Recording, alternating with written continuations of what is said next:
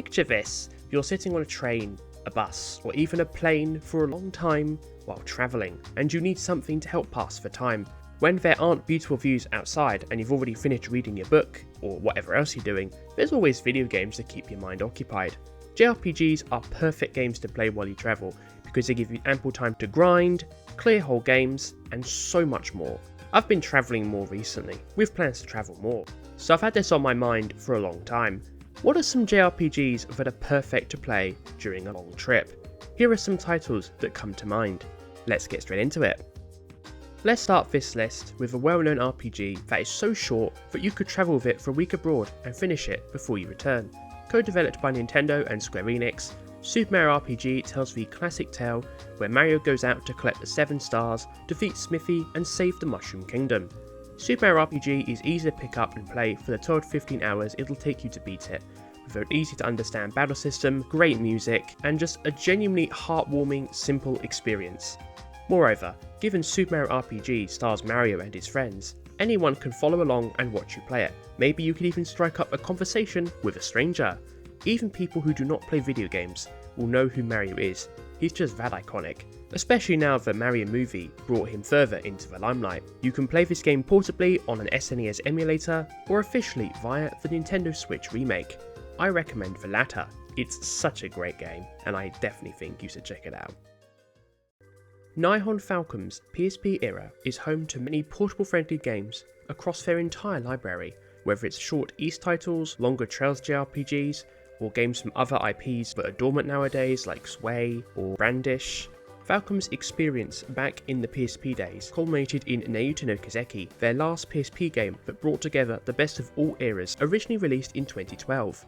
Although Legend of Nayuta is considered part of the Trails series, it is a fully standalone title that doesn't require you to play any other Trails games. In fact, Legend of Nayuta is arguably a Trails game in name only, aside from some thematical connections to other titles. The gameplay is drastically different from the average Trails title, and is more of a combination of E7 and the Zwei series, which if you've not played those, they're on PC, and that's why most people have not played them. Each stage is short and snappy, and takes around 3 minutes to clear.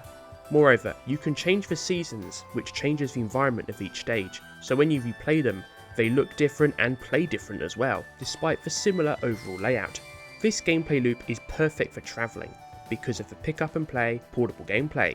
Moreover, the music is amazing.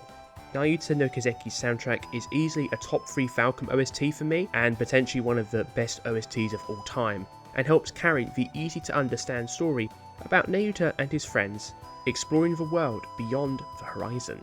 You can check out Legend of Nayuta on Nintendo Switch or the Steam Deck. It looks and plays amazing, and the translation is vastly superior to the already existing fan translation of the PSP original.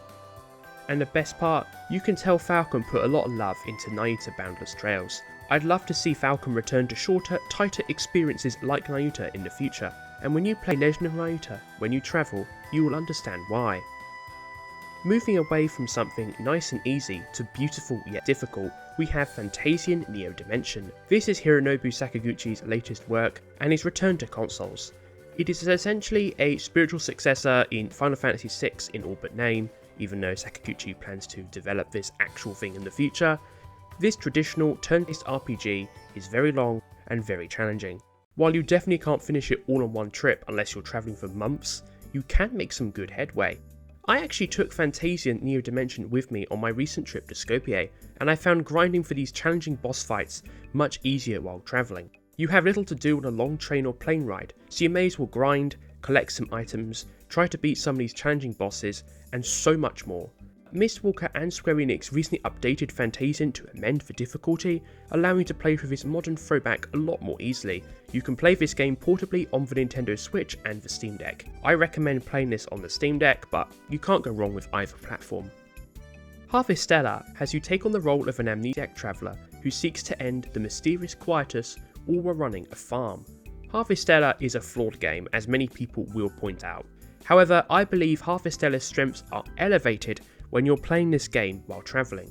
Harvestella's gameplay loop is perfect for long trips because there's so much variety, arguably more than a lot of farming sims that Harvestella was somewhat erroneously associated with back when it first came out. You can traverse Harvestella's world, collecting items to use on your farm while fighting enemies to grind and level up. You can also spend your days cooking food to use in battles throughout the game. Alternatively, you can spend many hours completing the addicting side quest chains, with complexity and depth in its story you wouldn't expect in a game like this in both farming sims and RPGs. During Quietus, you can also explore the depths of the randomly generated dungeons in the well at the back of your farm. This is before touching on Harvestella's main story, which is a lengthy campaign with really deep touching moments. Harvestella, being mostly unvoiced, works in its favour when you're travelling, because you don't have to worry about missing out on a dub track that, for the most part, doesn't exist. Moreover, I do recommend playing with Harvestella with the audio wherever possible, as you'll be treated to some of Ghost Sheena's finest work. You can play this game portably on Nintendo Switch and Steam Deck. I would recommend Steam Deck as the Switch version has more technical issues, however you really can't go wrong either way. This game is fantastic and is well worth giving a chance. Few third-party RPGs truly utilise the touchscreen in ways that transform the experience on par with Nintendo's first-party titles. While pretty much any Etrian Odyssey game can fall into this category, including Persona Q, Q2 and the HD Remastered collections on modern platforms, I will discuss Etrian Odyssey 2 Untold today. This is because Etrian Odyssey 2 Untold has the best vibes for a long trip, especially if you're interrailing in Northern Europe, the region Atlas took direct inspiration from when crafting Etrian Odyssey 2's world. The beautiful cozy vibes in the Yggdrasil Labyrinth, the satisfying cartography, and the more accessible difficulty setting make this Etrian Odyssey game more relaxing than most. If you can't or don't want to draw the map, Etrian Odyssey 2 Untold's auto-map feature fully auto-draws the map, including all the shortcuts. This makes it ideal for you to play on emulators as well as native hardware on the 3DS. Moreover, the optional story mode exclusive to this version of the game vastly builds on the first Untold, meaning story-driven RPG fans will find something to love here too, with some great characters. You can play Etrian Odyssey 2 Untold on the 3DS or on the Steam Deck via emulation. However, if you do want to utilise the touchscreen features, definitely play it on native hardware if you can. Another DS game that also successfully uses the touchscreen to enhance gameplay is Summon Night Twin Age, a standalone spin-off of the obscure Summon Night series. In this game, you play as Alto or Reiha, who must travel the world to discover why the natural spirits are out of control. Aside from some thematical connections, Summon Night Twin Age is completely disconnected from the rest of the Summon Night series. You do not have to play any other games to understand this one. Gameplay wise, this action RPG is pretty straightforward. Players use the touchscreen to do everything, including moving around the map, combating enemies, and completing quests. It's not annoying or really stressful, rather the touchscreen controls gel in really well. The stages themselves are well paced and don't outstay their welcome throughout this game's 20+ hour runtime. Yep, this is another game you can potentially complete during a whole trip. Summon Night Twin Age is a well executed touchscreen based RPG.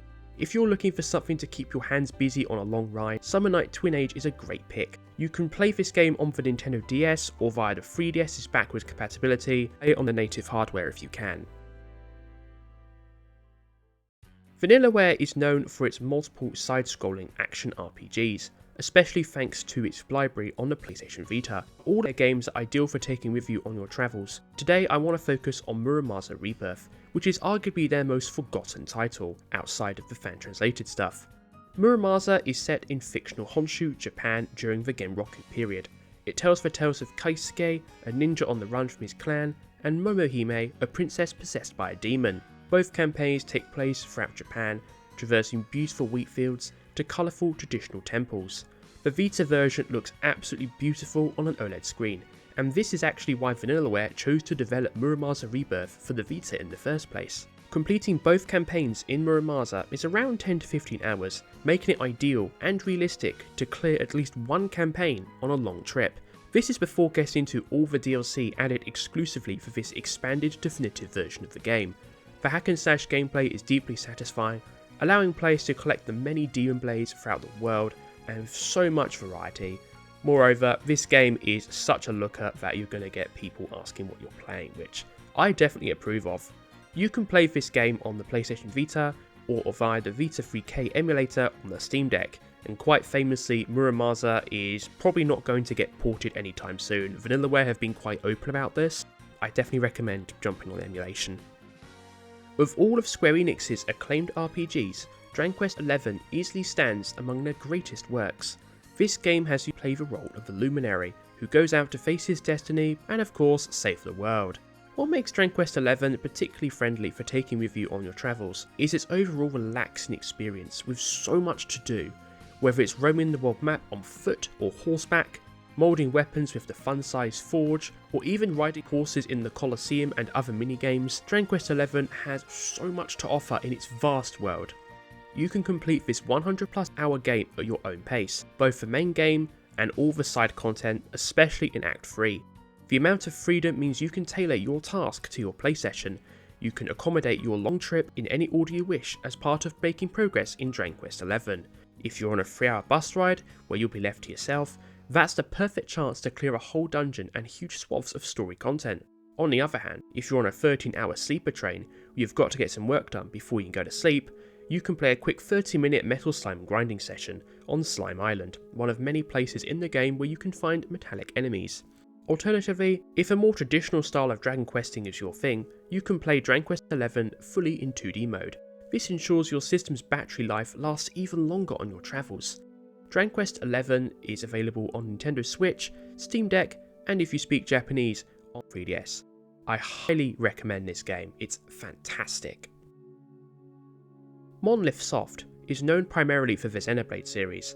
While those games are absolutely incredible, they're a bit too complex for a long trip, and best played in front of a TV for hours on end.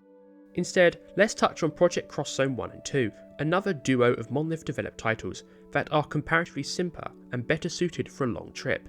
These epic crossover strategy RPGs feature dozens of characters from Namco, Capcom and Sega games, as well as a few guest stars from Nintendo JRPGs, including Xenoblade Chronicles 1. Gameplay takes place on an isometric grid, with combat done via Street Fighter style beat-em-ups with button combinations. All these characters interacting with each other both in and outside of battle creates many hilarious skits, something we rarely see outside of crossover games, especially with a cast as diverse as Project Cross Zone.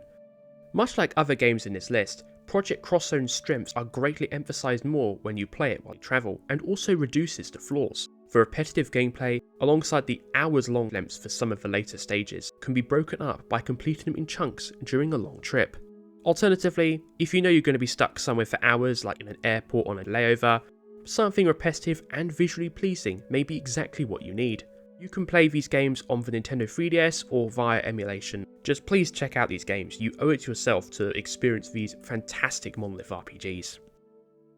The final game I want to talk about in this video today needs no introduction. That's right, I'm talking about Chrono Trigger again. After 30 years, this game is truly timeless, aging like a fine wine, which makes it suitable for a variety of situations. This includes playing it while you travel. Chrono Trigger is another shorter title that won't take more than 20 hours to beat, therefore if you're away for a few weeks, you might be able to complete the game before you return. Moreover, Chrono Trigger's story and battle system are both memorable and easy to understand. The ability to save almost anywhere makes it easy to dip in and out of Chrono Trigger when you've got some downtime. If you've somehow not played this classic RPG yet, you owe it to yourself to check it out. The DS version is the one to go for nowadays because of its exclusive content, which you can access on either DS or 3DS via backwards compatibility. However, Chrono Trigger is also available on Steam, so you can play on the Steam Deck too. Anyway, that's going to do it for today's video. Have you played any of these games while travelling, or even not travelling? Do you have any recommendations for RPGs to play while you travel? Let me know in the comments down below. Please like, comment, subscribe, algorithm boosting stuff. Consider becoming a channel member if you can afford to and want to do so. Thank you so much everybody, have a lovely day. Bye bye.